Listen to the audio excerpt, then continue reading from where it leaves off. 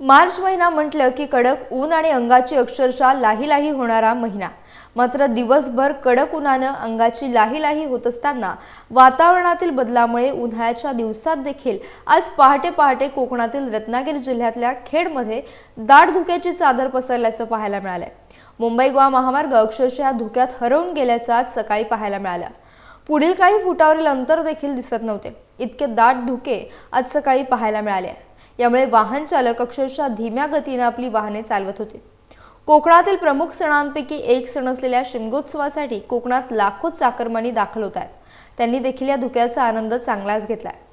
मुंबई गोवा महामार्गावर दाट धुक्याची चादर पसरल्यानं वाहन चालक पार्किंगच्या लाईट लावून धीम्या गतीने आपली वाहने चालवत असताना पाहायला मिळाल्यात, तर संपूर्ण डोंगर तसेच खेड शहर देखील धुक्यात हरवल्याचं पाहायला मिळालं।